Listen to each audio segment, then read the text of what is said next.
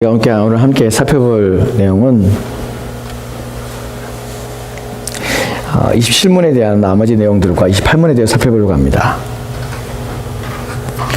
먼저 27문을 보면 우리 지난 시간에 살펴봤던 내용인데요. 27문을 보면 이렇게 기록되어 있습니다. 하나님의 섭리란 무엇입니까? 그리고 27문에 대한 답변을 보면 우리가 이제 앞에 내용들을 좀 살펴본 것이 있습니다. 답변을 봅시다. 답변을 보면 섭리란 하나님의 전능하고 언제 어디나 미치는 능력으로 하나님께서 마치 자신의 손을 하듯이 하늘과 땅과 모든 피조물을 여전히 보존하고 다스리시는 것입니다. 아멘입니까? 아멘. 아멘입니다. 아멘입니다. 그렇습니다. 여기 보면은 우리가 지난 시간에 살펴본 것은 하나님의 섭리의 강도, 정도가 어느 정도인지 그 강도와 정도는 전능입니다. 또한 하나님의 섭리에 있어서 하나님의 섭리의 범위는 어디냐면 범위는 언제 어디나 즉 장소와 공간과 그 모든 것을 뛰어넘어서 하나님께서는 과거나 현재나 동일하게 하나님 역사하십니다. 그래서 그 하나님 하시는 일은 마치 자신의 손을 하듯이 하늘과 땅과 모든 피조물을 여전히 보존하시고 다스리시는 분이십니다. 지금도 여전히 그렇습니다. 이것을 믿어야 합니다. 그 다음에 오늘 살펴볼 내용인데 이제 구체적으로 어떻게 우리 인생 가운데 어떻게 하나님께 역사하시는 것을 좀 더 피부로 와닿게 또 무엇까지도 하나님께 하시는가 우리의 삶에서 어떻게 간섭하시는가 하는 부분에 대해 말씀하고 있습니다. 우리 노란 부분을 같이 읽겠습니다. 시작. 그리하여 잎새와 풀, 비와 가뭄, 풍년과 흉년, 먹을 것과 마실 것, 건강과 질병, 부와 가난 참으로 이 모든 것이 우연이 아니라 아버지와 같은 그의 선결로 우리에게 임합니다. 아멘. 맞습니다. 그리하여 잎새와 풀, 비와 가뭄, 풍년과 흉년, 먹을 것과 마실 것, 건강과 질병, 부와 가난 참으로 이 모든 것이 우연이 아닙니다. 하나님께서 우리의 인생 전체를 책임져 주시고 우리의 인생 전체를 이끌어 가신다는 사실을 기억하시기 바랍니다. 심지어는 하나님께서는 우리만이 아니라 모든 피조물에게 역사하신다고 성경이 말하고 있습니다. 성경에서 하나님의 섭리에 대해서 말하는 부분이 많이 있습니다. 너무나 많이 있습니다. 성경 읽을 때마다 하나님의 섭리가 계속해서 나타나는 것을 보게 됩니다. 그 섭리 가운데 보편적으로 모든 자들에게 하나님께서 채워주시는 것을 시편 104편 14절 말씀에서 우리가 살펴보게 되는데요. 시편 104편 14절 말씀입니다. 같이 읽겠습니다. 시작. 그가 가축을 위한 풀과 사람을 위한 채소를 자라게 하시며 땅에서 먹을 것이 나게 하셔서. 아멘. 여기 보면은 가축을 위한 풀, 사람을 위한 채소를 누가 주십니까? 저절로 자라는 게 아닙니다. 자라게 하시는 분이 하나님이 자라게 하십니다. 그리고 땅에서 먹을 것이 나게 하시는 분이 하나님이십니다. 여러분 우연이 아니라는 사실을 기억하십시오. 우연이 아닙니다. 아버지의 자비로운 손길로 하나님께서 역사하셔서 하나님께서 돌보셔서 이 모든 일을 가능하게 했다는 것이에요. 근데 왜 이 부분에 대해서 우리가 못 믿고 이 부분에 대해서 우리가 어려움을 겪냐면 우리가 살아가는 이 삶의 정황들 때문에 그렇습니다. 삶의 환경들이 우리로 하여금 이런 부분에서 자꾸만 잊어버리게 하는 것이 가장 큰 문제예요. 우리가 이 사실을 알고 있습니다. 하나님이 어떠한 분이신지 우리는 들어요. 자주 듣습니다. 그리고 그 들을 때는 무슨 마음이 드냐면 그래 맞아. 하나님께서는 나의 모든 인생을 책임져 주시는 분이야. 그래서 하나님께서는 흉년과 가뭄과 흉년 또한 풍년과 흉년 또한 비와 가뭄 또한 하나님께서는 건강과 질병 먹는 것과 마시는 것 부와 가난 이 모든 것들은 하나님께서 하시는 것이야 하고 우리는 말씀을 통하여 자주 듣습니다. 그 말씀을 들을 때 우리 마음에는 어떤 마음이 드냐면 그래 맞아 하나님은 그런 분이시지 그런데 내가 왜 염려할까 왜 내가 두려워할까 나는 생각을 합니다. 그런데 그러고 나서 또 삶의 현장에 돌아가면 또다시 우리는 이런 하나님의 섭리에 대해서 믿지 못하는 우리 자신을 발견하게 되고 또 염려하게 되고 근심하게 된다는 것이에요. 왜 그러냐면 우리의 삶의 정황이 녹록지 않기 때문에 그래요. 여러분 이스라엘 백성들이 가나안 땅에 들어갔을 때 하나님께서 가나안 땅에 있는 그들이 거하는 장소에 이미 살고 있던 족속들을 다 내쫓으라 합니다. 내쫓는 이유가 무엇입니까? 다 그들을 멸해야 될 이유가 무엇입니까? 왜냐하면 그들의 삶의 정황 속에서는 그들의 삶의 환경은 무엇이냐면 신화적인 사고를 살고 있는 것이 그들은 다른 신을 섬기고 있는 것이 그래서 그들이 제사를 드리고 이스라엘 백성들을 끌어들여서 그 제사에 참여하게 합니다. 그들을 하여금 물들게 하는 것이죠. 어떤 환경을 만들고 어떤 상황에 사느냐가 정말 그들의 신앙에 얼마나 큰 영향을 미치는지 모릅니다. 가나안 땅에 살던 이스라엘 백성들이 실패한 이유가 무엇입니까? 우리가 사사기를 통하여서 그들의 실패의 모습 속에서 끊임없이 발견되는 게 뭐냐면 그들이 동화된다는 것이에요. 무엇에 동화냐면 주변 민족에 동화되는 것이에요. 그 동화를 통하여서 그들이 이스라엘 백성들이 주변에 있는 민족들이 살아가는 삶의 방식에 동화되어서 그들이 섬기는 신을 따라간다는 것이에요. 왜 그렇게 되냐면 나와 다른 환경 속에서 내 믿음이 약해지면 무엇을 따라가게 되냐면 우리의 눈으로 보고 듣는 것에 사람들은 따라가게 되어 있는 것이에요. 그걸 동화로 합니다. 그들은 때마다 그들이 섬기는 신에게 제사를 드리는 것이에요. 비가 안 오면 제사를 드려서 비가 오게 하는 것이에요. 또한 그들이 가뭄이 되거나 어려움을 겪으면 그들의 신에게 예배를 드리고 제사를 드려서 그들로 하여금 풍성을 풍요를 얻게 하는 것이에요. 이것들이 이방 민족들이 날마다 행하는 짓거리입니다. 그런데 이들이 그것을 날마다 보고 듣는 것이에요.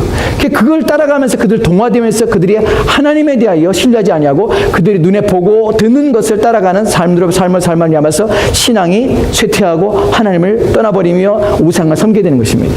오늘 우리가 살아가는 이 시대에서 하나님께서 말씀하시는 이 말씀이 하나님의 섭리에 대해서 우리가 살펴보고 있는데, 이것이 말씀을 들을 때는 우리 마음에 그 마음이 있지만 우리가 삶의 현장으로 돌아가면 우리는 어떤 상황 속에서 어떤 환경 속에서 처하게 되냐면 세속주의라는 환경 속에서 우리는 살고 있다는 사실을 기억하셔야 합니다. 여러분, 우리는 신앙과 믿음의 영역에 사는 것이 아니에요. 우리가 살고 있는 삶의 정황은 전혀 신앙적이지 않다는 것이에요. 얘기해 볼까요? 아침에 일어났습니다. 아침에 일어나서 여러분 뉴스를 보거나 신문을 봅니다. 그리고 그날 일기를 보지요. 우리는 일기를 통해서 무엇을 생각합니까? 일기에 기상캐스터가 나와서 얘기를 하죠. 오늘 날씨는 이러이러하겠습니다. 오늘 날씨는 아침에 비가 오겠습니다. 저녁에 맞겠습니다. 아침에는 저기압의 기온을 말미암아서 지금 구름이 쌓이게 되고, 그래서 지금 온도차로 말미암아서 지금 비가 옵니다. 또 어느 지금 돌풍이 일어납니다. 또 돌풍이 일어나는 것은 고기압과 저기압을 만나면 기압 차이로 인해서 돌풍이 일어납니다. 이런 얘기를 합니다. 우리는 그때 그 얘기를 들으면서 무슨 생각이 들냐면, 오늘 비가 오는구나. 오늘 날씨가 이러이러한 상황 때문에 고기압과 저기압의 문제를 말미암아 이런 환경에서 우리는 이 땅에 오늘 비가 오겠구나, 오늘 날씨가 좋겠구나, 나는 생각을 한다는 것이. 여러분, 그러나 실제적으로 신앙의 영역에서는 날씨는 고기압과 저기압의 영향이 아닙니다. 누구의 영역입니까? 하나님 하시는 것이. 근데 왜 우리는 날마다 아침에 일어나서 하루를 살면서 우리의 삶의 정황에서 어떤 생각과 어떤 사고로 살아가냐면, 이 세상에 세속주의가 가지고 있는 세속주의가 우리로 하여금 따라가게 하며 우리 가운데 주입시키는 생각과 사고가 무엇이냐면 과학과 이성이에요. 우리는 무슨 정황에 살고 있냐면, 우리가 살고 있는 이 삶의 환경은 과학과 이성에 의해서 만들어지며 그것을 주입받으며 그것에 따라가는 삶이에요. 그것이 세속주의입니다. 근데 우리는 그런 상황 속에 살고 있어요. 매일 듣고 보는 것이 그거예요. 그러니까 우리는 그런 기상캐스터가 말하는 내용을 들으면서 우리 마음으로 어떤 생각을 해야 되냐면, 그래, 이것은 하나님께서 오늘 비를 내시겠구나, 이런 생각 안 해요. 아무도. 그냥 날씨가 이렇겠구나 생각하지. 우리의 근본, 우리의 살아가는 모든 순간에서 우리는 과학과 이성으로 판단하며 분석해내는 이 세상의 사고와 생각이 우리의 생각을 지배하기 때문에 우리는 그것이 하나님께서 이렇게 하시는구나 라는 생각을 전혀 안 하고 하루 살아간다고요. 누굴 믿냐면 하나님이 이렇게 하셨다고 믿는 것이 아니라 기상캐스터가 말하는 과학과 이성의 논리에 따라서 말하는 내용을 주지하고 오늘 하루를 살아간다고요. 그것이 우리가 살아가는 지금 삶의 정황 속에서 우리가 처해 있는 상황입니다. 만약에 이것이 신앙적인 상황과 신앙적인 정황이 되면 기상캐스터가 이렇게 말합니다. 오늘은 여러분 하나님께서 화창한 날씨를 마련하셨습니다. 오늘 여러분이 출근할 때 여러분이 힘들지 않도록, 교통이 마비되지 않도록 오늘 얼마나 좋은 날씨를 주는지 모릅니다. 여러분 밖을 보세요. 여러분 이 따뜻한 햇빛을 하나님께 오늘 내리셔서 꽃에 나무들이 지금 꽃봉오리로 오늘 필 것입니다. 하나님께서는 적당한 일기와 또 온도를 주셔서 일상 자연 만물을 또한 봄의 싱그러움들을 일으키실 것입니다. 이런 얘기를 하게 될 것이. 근데 우리는 전혀 그런 얘기를 안 들어요. 왜냐하면 우리는 신앙의 영역에 신앙이 지배하는 삶의 저항 속에서 사는 자들이 결코 아니기 때문에 그래요. 어느 누구도 그렇게 얘기하지 않습니다. 우리 신자끼리 만나도 하나님께서 정말 좋은 날씨를 주셨습니다. 오늘 하나님께서 이 비구름을 거두시고 오늘 좋은 햇빛과 비를 다시금 내려서 하늘을 맑게 하셨습니다. 이런 얘기를 우리는 가끔 하죠. 가끔 오늘 정말 날씨 좋았어, 하나님께서 정말 좋은 날씨를 주셔서 라고 말하지, 정말 매일매일 듣고 매일매일 생각하는 그 모든 것들은 과학과 이성으로 세속주의라는 사고 속에서 우리는 살아가고 있다는 것이에요.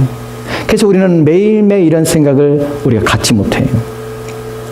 여러분, 거대한 태풍이 몰아치거나 이럴 때 우리는 기상캐스터가 계속 주입해주는 과학과 이성을 말미암아서 초자연적인 하나님의 능력과 하나님께서 하신다는 그 모든 것들은 배제한 채 전달되어지는 내용으로 우리는 그것을 기준 삼고 그것을 믿음 삼아서 그것을 이해 삼아서 우리는 그것을 우리 마음에 두게 되는 것이. 하나님께서 태풍을 통해서 바다를 뒤집어 부셔서 모든 오염들을 희석하시며 또한 지구를 정화하신다는 사실을 우리는 생각하지 그것을 지속적으로 우리가 믿고 신뢰하는 일은 하지 않는다는 것이. 여러분 시편 104편 14절 말씀에서 짐승들 가축들에게 풀을 주시는 분은 하나님이십니다. 그것은 저절로 자라는 것이 아니에요. 채소가 자라면 우리가 채소가 가지고 있는 능력, 그 씨가 가지고 있는 힘 때문에 채소가 자라는 것이 아니에요. 땅의 기온 때문에 자라는 것이 아니라 하나님께서 그 씨를 자라게 하시며 그 씨에 꽃을 피게 하고 그 씨가 자라서 열매 맺도록 하나님께서 역사하시기 때문에 그렇습니다. 우리는 믿음은 무엇을 바라보고 무엇을 생각하냐면 과학과 이성이 해석해내는 그 논리를 우리가 믿고 그것을 바라보며 그대로 사는 것이 믿음이 아니라 우리는 과학과 이성을 뛰어넘어서 보이지 않는 하나님의 능력을 바라보며 그것을 신뢰하는 자들이 바로 믿음의 사람들입니다. 무엇을 날마다 생각해야 되냐면 우리는 믿음으로 살아야 한다는 것이 바로 그런 것이에요. 이 세상에 해석해내는 해석의 방법이 우리가 그것을 이해하며 그것을 합당하다고 받아들이는 것이 믿음이 아니라 우리는 이 세상에 해석하는 그 모든 것 너머에 계신 그 본질이 되신 하나님께서 이 세상을 운행하시며 주장하시는 사실을 마음에 믿고 그것으로 해석을 삼아서 이 땅에 우리의 주변에 모든 벌어지는 일들을 이해하며 받아들이는 자들이 바로 믿음의 사람입니다. 그것이 우리가 믿는 것이에요. 이 부분이 안 되기 때문에 우리는 날마다 우리의 삶에서 하나님의 섭리와 하나님의 능력에 대해서 자꾸 의심하게 되는 것이에요. 이 부분은 하나님께서 못하실 것처럼 여겨요. 이 부분은 하나님께 불가능한 것처럼 느끼고 이렇게 하나님께서 하시는 것이 아니라 세상이 또한 사람들이 또한 이 모든 되어진 일들이 우연히 일들을 만들어간다고 우리는 자꾸 세뇌당하고 있다고 해요. 여러분, 저와 여러분은 믿음의 사람들과 함께 사는 것이 아닙니다. 우리는 세상 사람들과 함께 살고 있습니다. 세상 사람들은 우리의 모든 주변에 깔려있으며 모든 주변을 지배하고 있습니다. 그렇기 때문에 믿음을 산다는 것은 날마다 자신을 구별하며 날마다 자신을 그 모든 상황에서 자신을 지켜내며 자신의 마음을 새롭게 해서 오직 말씀에만 자신의 마음을 묻고 그래서 믿음으로 살도록 애를 쓰는 것, 이것이 저와 여러분들이 하나님의 섭리를 잊지 않고 기억하며 그 섭리를 믿고 의지하며 살 수 있는 유일한 방식이라는 사실입니다. 주님께서는 그 방식 때문에 우리 가운데 이렇게 말씀하십니다. 우리가 마태복음 6장 28절 말씀에는 이렇게 말씀하십니다. 같이 읽겠습니다. 시작. 또 너희가 어찌 의복의하에 염려하느냐. 들의 백합화가 어떻게 자라는가 생각하여보라. 수고도 아니하고 길쌈도 아니하니라. 아멘. 아멘. 이런 본문에서 우리가 너무나 잘 아는 부분이죠. 의복의하에 염려하느냐. 들의 백합화가 어떻게 자라는가 생각해보라.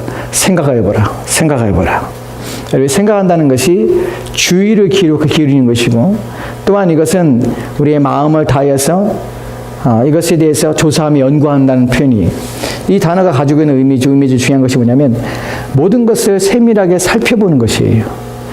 자세히 살펴보고 또한 그 모든 탐구해보고 그래서 그것의 결론을 만들어내는 것이 본문에서의 생각해보라는 단어예요. 이것이 현재형이에요.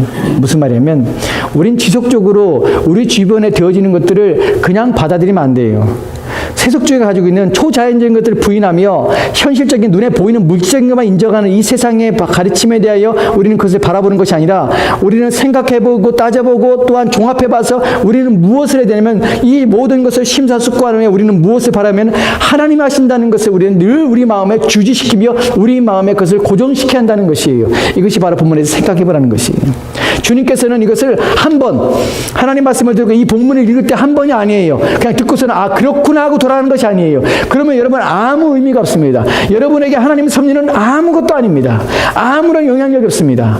하나님께서 이렇게 말씀하시는데 우리의 마음에서 주님께서 이 말씀을 하신 이유는 우리 마음에서 이 말씀을 날마다 우리 마음에 상고하고 생각해보고 심사숙고해서 날마다 우리의 삶의 정황에서 벌어지는 믿음 없는 자들과 함께 살며 세속주의 가운데 함께 사는 자들에게 너희의 마음을 어떻게 지키며 하나님께서 어떻게 하시는지를 너희의 마음이 하나님의 섭리를 생각할 수 있는 가장 중요한 부분이 무엇이냐면 너희가 해야 될 것이 뭐냐면 생각하는 것이라는 것이에요. 끊임없이 생각하는 것이에요. 끊임없이 쉼없이 생각하는 것이에요.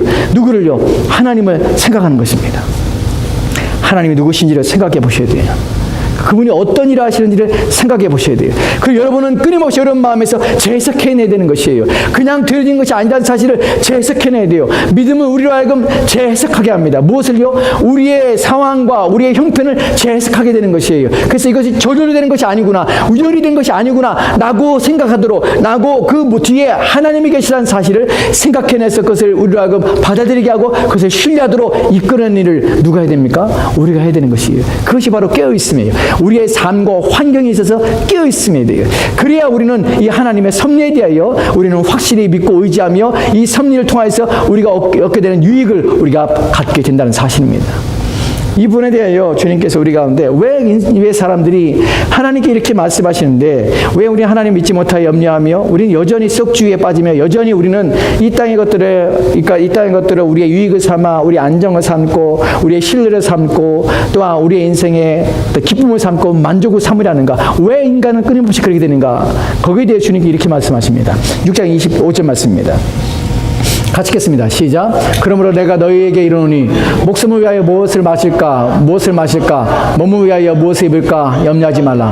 목숨이 음식보다 중하지 아니하며 몸이 의복보다 중하지 아니하냐. 아멘. 본문에 보면 주님께서 너희에게 이르노니 목숨을 위하여 무엇을 먹을까 무엇을 마실까 몸을 위하여 무엇을 입을까 염려하지 말라고 합니다. 왜 그럽니까? 왜 염려하지 말아야죠? 목숨이 음식보다 중합니다. 또한 몸이 의복보다 중합니다. 당연하죠. 이 부분 아시죠 여러분? 너무나 잘 아시죠? 근데 왜 인간이 왜 끊임없이 왜 먹는 것, 마시는 것, 입는 것에 집착해야 될까요? 왜 그럴까요? 여러분 주님께서 여기서 중요하게 말씀하는 게 뭐냐면 너희가 목숨을 위하여 무엇을 먹을까 무엇을 마실까 한다는 것이 몸을 위하여 한다는 것이 인간이 가지고 있는 기본적인 욕구가 무엇이냐면 자기 자신에 대한 욕구예요. 생명을 보존하고자, 목숨을 보존하고자, 그 목숨을 유익하고자 그것에 안달한다는 것이 그게 모든 인간이 가지고 있는 기본적인 욕구예요. 그래서 무엇을 먹을까 마실까는 뭘 마실까 먹을까 문제가 아니라 그것을 먹고 마심으로 이분만 남아서 무엇을 보존하기 위하냐면 자기 목숨과 자기 몸을 보존하고자 하는 그 욕구를 충족시키기 위해서 끊임없이 달려가는 것이 인간이에요. 여러분, 근데 주님께서 뭐라고 합니까? 본문에서 무엇을 먹을까 무엇을 마실까 염려하지 말라. 목숨이 중요하지 않냐? 무엇을 입을까 무엇을 입을까 염려하지 말라. 왜냐하면 몸이 더 중요하지 않냐? 이 말은 무슨 말입니까? 목숨과 몸이 너희들이 중요하게 여기는 것이지 그것에 목숨을 걸고 있지 그것 때문에 너희 인생의 전체를 거기에 걸고 있지 그것이 너희의 삶의 중심이고 목적이지. 그런데 생각해봐라. 이 목숨과 몸은 누가 너에게 주는 것이며 누가 너희를 유지시키며 누가 너희를 존재케 하는가를 생각해보라 라는 것이 누굽니까? 목숨과 몸은 하나님의 손에 있는 것이 하나님께 사시지 않냐? 너희가 너희의 목숨과 너희의 몸을 보존한다고 해서 보존되는 것이 아니지 않느냐? 너희의 목숨과 너희의 몸은 하나님의 손에 있기 때문에 너희가 염려하는 것으로 되어지는 것이 아니라 내가 너희를 도와주고 내가 너희와 함께 있을 때만 너희 목숨이 보존되며 너희 몸이 유진되는 것을 너희는 믿어야 한다라는 것이에요. 이 본문에 대하여 우리는 생각해 봐야 합니다. 우리는 본능적으로 날마다 우리는 아침에 일어나서 날마다 하루 살아가면서 우리의 몸을 위하여 목숨을 위하여 우리는 애를 쓰며 삽니다. 그것이 마치 내가 보존하고 내가 지키는 것처럼 내가 그것을 안전하게 유지하며 내가 마치 건강하게 만들어가는 것처럼 여러분 그러나 결코 그러지 않습니다. 하나님이 하셔야 합니다. 여러분의 믿음의 눈이 있다면 이 모든 것들에 하나님이 유지시키고 하나님의 그 자비로운 손길로 아버지 같은 손길로 우리를 보존하시고 우리를 지키지 않으면 우리가 한순간도 살 수 없다는 사실을 여러분이 믿음의 눈으로 보지 않고는 여러분은 하나님의 섭리에 대해서 신뢰할 수가 없으며 하나님께 모든 걸 맡기지 못하게 됩니다. 여러분 우리는 우리 자신에 대하여 하나님 앞에 내려놓고 하나님께 맡길 수 있게 되기를 소망합니다. 근데 그 소망은 그냥 되는 것이 아니라 우리가 이런 하나님의 섭리에 대해서 완전한 신뢰를 가질 때만 내려놓게 되는 것이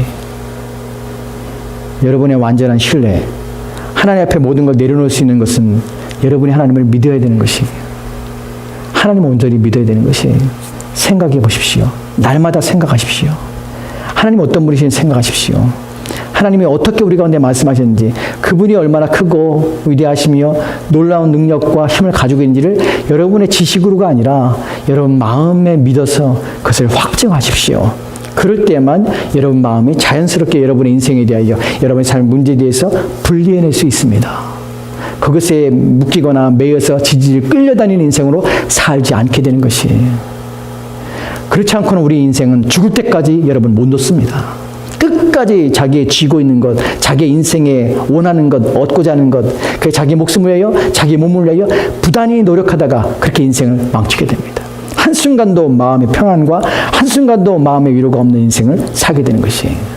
하나님께 완전히 맡기지 않는 한 우리는 그런 것에서 우리의 마음이 자유케 되거나 우리의 마음이 그 모든 것에서 해방되거나 벗어나는 일은 없습니다.